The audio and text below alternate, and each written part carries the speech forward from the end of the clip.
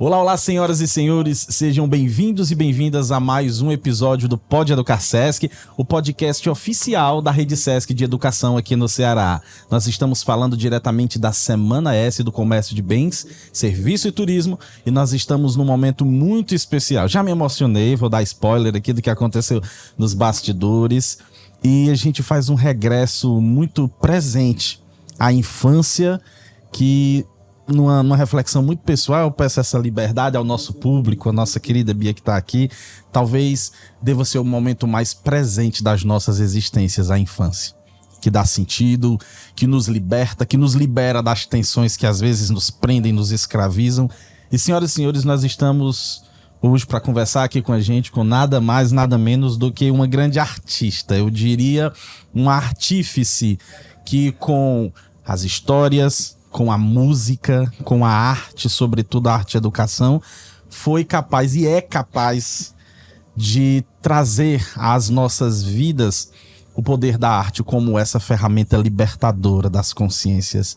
Bia Bedran, muito obrigado por você estar conosco aqui no nosso Pode Educar Sesc. É um prazer inenarrável poder conversar com você. Olha, mas eu já estou me sentindo tão acolhida e tão à vontade, tão feliz. Obrigada, Douglas, por essa apresentação tão terna, tão carinhosa e tão profunda sobre o meu trabalho. Eu agradeço esse momento e concordo com você. Eu não escolhi trabalhar para crianças só porque tinha um jeitinho. Não é isso. Eu sou professora também, como Sim. você, e como todo mundo que está também nos assistindo, e eu acho que a educação me chamou. Eu sou artista desde menina, que eu penso em arte, que eu estudo violão, que eu toco flauta doce, que eu fico escutando o som e querendo reproduzir. Eu pequena ainda tocando na panela. Eu era uma menina que parecia mesmo que ia ser algo ligado à arte. Mas a educação, depois da minha maturidade, o teatro me chamou, a televisão me chamou, mas eu sempre fui professora. Me formei em educação artística, com habilitação em música. Então, eu trabalhei muito tempo em escolas, dando aula de musicalização e puxando a minha aula para verdadeiras performances das crianças. Eu queria que as crianças não apenas aprendessem música, mas sonorizassem histórias que elas gostassem de contar. Então, foi dentro da sala de aula que eu fui misturando meus saberes e transformando os saberes daquelas crianças em algo que elas podiam se sentir ativas, atores. Aquela canção que a gente está cantando, aquela canção da cultura popular, vai ser inserida nessa história que você vai contar e você vai usar esses instrumentos que você vai escolher, e aí virava não tinha prova. A avaliação eram os trabalhos que eles faziam. Que incrível. Gente, eu peço desculpas porque é de fato muito emocionante a gente estar aqui nesse momento, e quando a Bia traz toda essa performance, eu acho que não custa lembrar, eu estou falando de uma obviedade, mas nós estamos falando da Bia Bedran, que é professora, pesquisadora, artista, escritora, musicista, musicoterapeuta, uma Sim. pessoa que tem uma experiência profunda, né, em toda essa dimensão da arte dentro dos seus diversos espaços de propagação. E eu me lembrava de uma coisa, Bia, que eu fazia quando criança, inspirado no Lá Vem História. Sim. Eu também contava as minhas histórias com objetos de casa. E aí, por exemplo, tesoura para mim virava um jacaré. Ótimo. Né? E eu me lembro que isso me ajudou muito em performances da vida humana como um todo, com a capacidade, a possibilidade, e falo isso lembrando da minha infância e depois como isso foi me acompanhando na vida, de como a gente consegue criar expansões mentais, humanas, de sensibilidade, para perceber que essa nossa capacidade de interagir com o mundo, com a vida, é grande. É plural. É plural isso, Douglas. E, na verdade, não é somente para quem quer ser um artista profissional. Verdade. Essa experimentação, a tesoura sendo o jacaré, o palito, né, o lápis sendo o imperador, essa experimentação, um instrumento, né, sendo um peixinho, essa experimentação vai formando o indivíduo. Não é nem para quem quer pegar a técnica O programa também ajudou muito a pessoas profissionais a adquirirem algumas técnicas. Com certeza, conheci muitos que se inspiraram. Que se inspiraram. Mas, no todo, o conceito é fazer com que essa linguagem, como você falou, plural, ela atinja vários segmentos do seu ser e que te deixe mais livre, até para ser mais quem você é. Isso. Descobrir como é a sua voz, assumir, não querer fazer igual ao outro, mas descobrir até essa individuação. Eu gosto dessa história como ele conta, deixa eu ver como eu vou contar. Não é? E assim, era o processo que eu senti que o programa formou muita gente. Com certeza. E minhas músicas, na época dos CDs, dos long plays, também formaram, né? O Vento Norte é um clássico que me acompanhou. Essa melodia ninguém esquece, né? Como é seu vento norte, mas isso é coisa, oi que se faço, o que é que eu vou dizer lá em casa pra minha mamãe, o que é que eu vou dizer lá em casa? Nossa, gente. É poderoso. É poderosa, né? Verdade. Essa história é poderosa também, porque depois, na minha maturidade, já como pesquisadora, eu descobri que essa história do Vento Norte, que minha mãe me contava quando eu era pequetita de 3 aninhos e tal, ela contava não com a música, essa música já foi minha criação. Sim. Ela contava a história do menino que perde os seus 3 presentes mágicos, tarará. Mamãe tinha um jeito de contar, aquele jeito que é sentada na beira da cama, um jeito que não é profissional, é jeito de mãe. Então, depois eu descobri que é essa história análoga a essa história, a ideia de que alguém tem presentes e são roubados e os presentes voltam. Essa ideia, o núcleo formal dessa história é como que voltam, né? Os presentes voltam aos donos dos presentes. Isso tem na Ásia, parecido, tem na Europa. Descobri histórias africanas também, não iguais, não é um carneirinho, uma bengala e tal, exatamente como minha mãe me contava, mas é essa ideia, voltar, o menino ganha os seus presentes mágicos, ele tem dificuldades na vida, ele ganha, perde, porque é roubado, e depois ele recupera. Isso é um conto tradicional, milenar, mas que no mundo foi sendo contado de várias maneiras. E eu, desse jeito, pude também formar você. Incrível. E a nossa gratidão. E sabe o que é mais profundo, né? Além de tudo que a gente está falando, as histórias, a música são capazes, inclusive, de captar esses aspectos que eu imagino que, como você mesma colocou, trazem elementos tão particulares e tão únicos da criatura humana nas suas dimensões de relação, né? E eu fico me lembrando também que as infâncias, elas passam por muitas transformações, Isso. Na verdade. Contemporaneamente, nós temos hoje um diálogo que, inclusive, com um grande senso de responsabilidade na educação, a gente cada vez mais reflete sobre as infâncias nesse momento recente e sobre o papel, inclusive, dos diferentes aparatos tecnológicos. Sem dúvida, a gente reconhece a tecnologia como um grande ganho.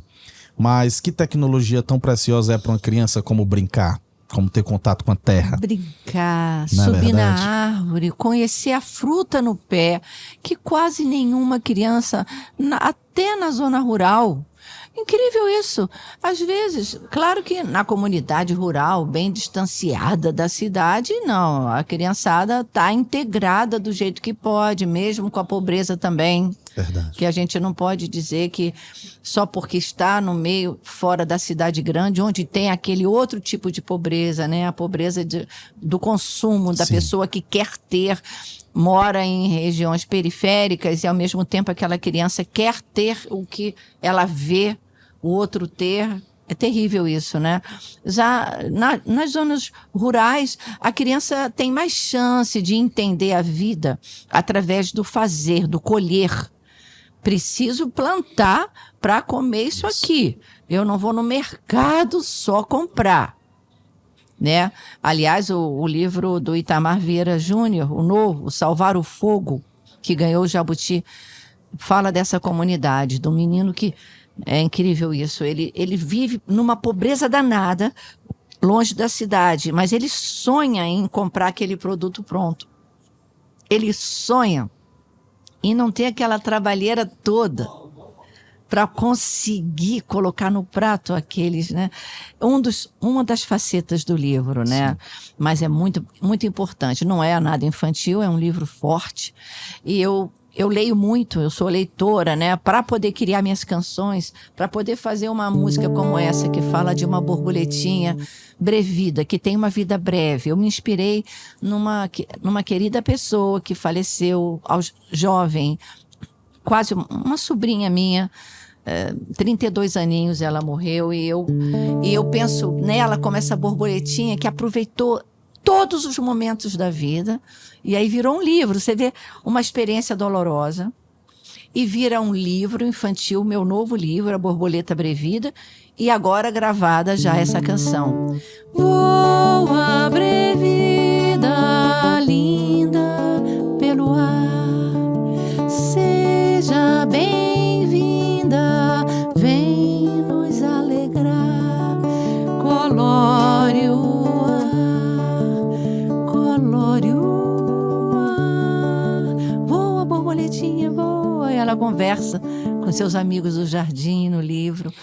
Então, são coisas que na verdade, eu transformei, né, a Joana nessa borboleta eterna. E ela é. Que lindo.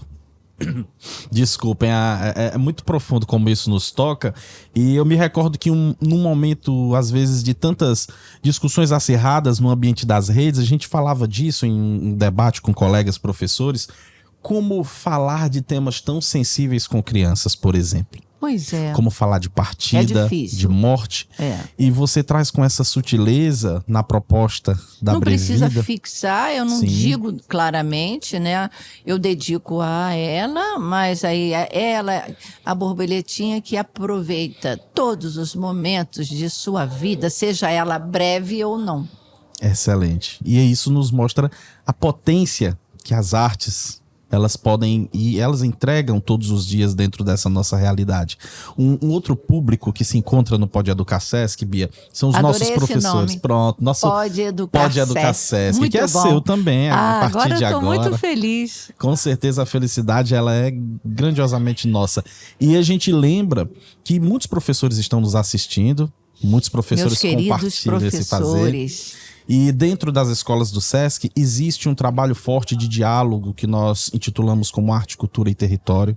Você é uma das peças que integra, né, as ações, as intervenções dos professores, justamente numa iniciativa com intencionalidade pedagógica, com elaboração, planejamento e uma ação integrada de comunicar a criança, o adolescente com o território, dentro de uma proposta dialógica. Isso é um trabalho de força que o Sesc Ceará desenvolve no campo da educação, em diálogo com a iniciativa do Sesc, que são os museus orgânicos, museus vivos. Museus vivos. Onde a gente tem a oportunidade de conhecer o acervo, conhecer os curadores comunitários desse acervo, e isso é fortemente desenvolvido.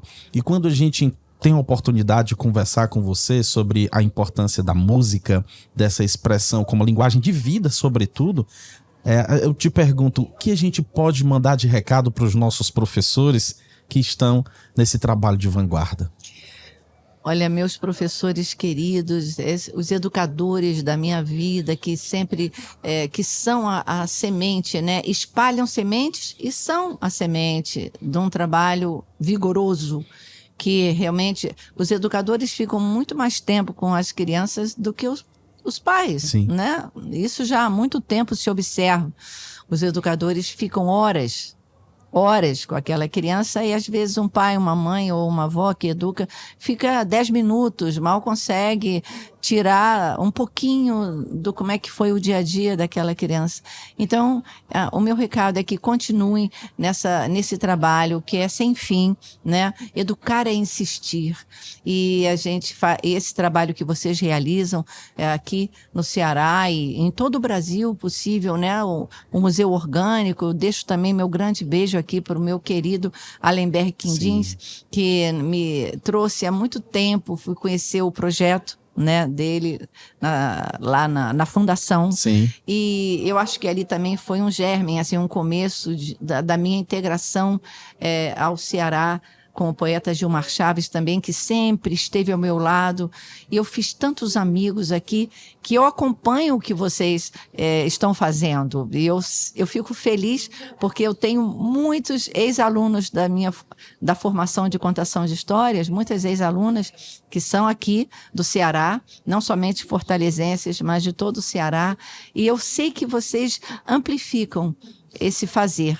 É um fazer muito antigo na minha vida, é o desde sempre, e que vocês também farão sempre, porque nunca isso sairá de moda, como algumas coisas saem de moda, fica na moda porque é uma bobagem, ou fica na moda porque é bom, mas sai.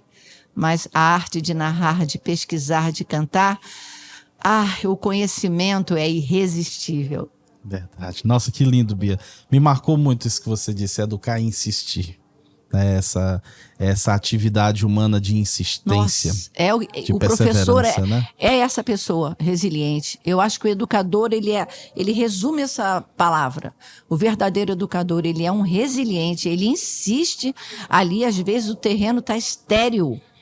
Está tudo muito difícil, a realidade, o que rodeia aquela infância ali, está cruel.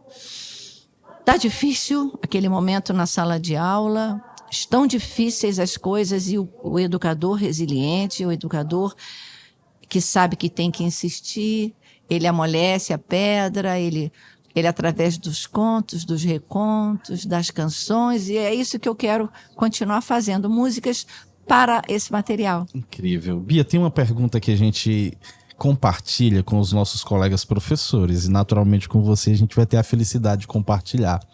Voltando aqui nas memórias, né, eu me lembro de muitos professores e professoras, sobretudo, que me marcaram. Ontem a gente conversou com alguns professores da Rede Sesc, batemos um papo legal com colegas de outros programas, e uma pergunta que a gente sempre divide com os nossos colegas professores é: tem algum professor, alguma professora que te marcou na tua história? Que a memória mantém de forma viva, cativa? Quem é essa pessoa que inspirou, que influenciou a Bia?